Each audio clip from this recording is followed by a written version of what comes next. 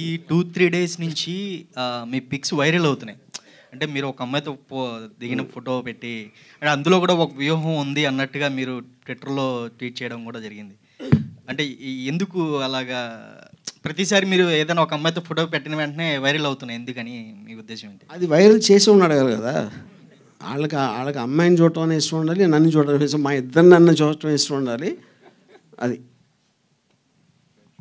Varma sir ఇప్పుడు ఈ political scenario ఎందుకు చేస్తున్నాను స్పెసిఫిక్గా అది అని మీరు అడిగితే పబ్లిసిటీ కోసం.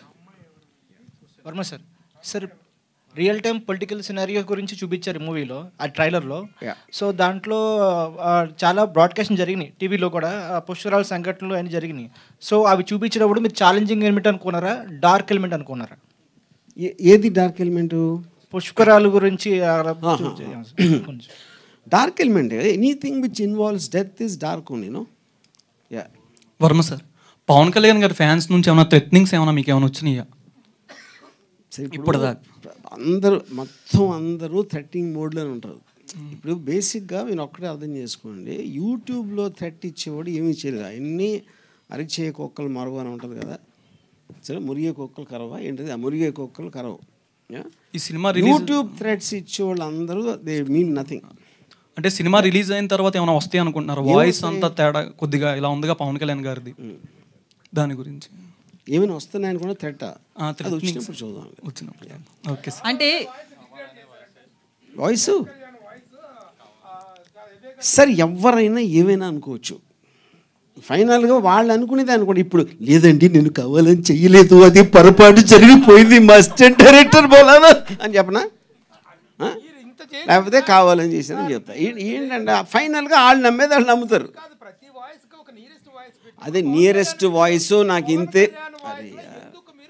నియరెస్ట్ వాయిస్ నాకు ఇంతే. నెగ్లెక్టెడ్ డిసిషన్ ఎందుకు తీసుకున్నారు, ఎందుకు you have motivated taken a decision to degrade the voice of అంటే ఏం చెప్తారు? ఆన్సర్ ఆల్రెడీ చెప్పా, నాకు ఇంతే దొరికింది అని చెప్పా. అలాంటిది మిమిక్రీ ఆర్టిస్ట్ దొరికాడు అంతేనా? వాడికి సరిగా చేత కదా అలా అనుకో. నేను అనుకోవట్లా, అది మీరు అనుకుంటున్నారు. సార్ ఇప్పుడు ఇది పొలిటికల్ సినిమా, ఇదే చివరి సినిమానా లేకపోతే దీనికి థర్డ్ పార్ట్ ఏమైనా ఉంటుందా? చివరి సినిమా అని ఇవాళ చేస్తున్నా, రేపు పొద్దున్న మార్చుకోవచ్చు. సిద్ధం అనేది ఏమైనా పార్ట్ 3 ఉంటుంది? అది లేదు. ఓకే. సో రేపు 24 అంటే ఈ ఇయర్ ఎలక్షన్స్లో రేపు మళ్ళీ జగనే వస్తే నెక్స్ట్ సినిమాలు ఏముంటాయి? ఒకవేళ అలా కాకుండా చంద్రబాబు వస్తే నెక్స్ట్ మీ సినిమాలు ఏముంటాయి? ఏమైనా ప్లాన్ చేసుకున్నారు? మళ్ళీ ఎలక్షన్ అనేది 5 years తర్వాత వస్తుందండి. 5 years తర్వాత ఏం చేస్తాను ఇప్పుడు చెప్పలేను నేను. ఎలక్షన్ తీసేది ఎలక్షన్ కోసం కదా, మధ్యలో ఏం తీసి ఏం చేసుకుంటాం, అది నా పాయింట్. అంటే చంద్రబాబు అధికారంలోకి వస్తే ఆయన మీద తీయడానికి ఛాయిస్ ఉంటుంది కదా? నో కాదు, ఎందుకు అనవసరం కదా, అది అప్పుడు చూసుకుందాం, అయిపోయింది 5 years అయ్యాక. నేను చంద్రబాబు అధికారంలో ఉన్నప్పుడే తీసాను కదా లక్ష్మీ ఎన్టీఆర్ కూడా. అలాంటి ఏమైనా ప్లాన్ చేస్తున్నారు? నో.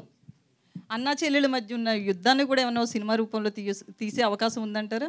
నో, నాకు ఫ్యామిలీ ప్రాబ్లమ్స్ సినిమాలు ఇష్టం ఉండదు.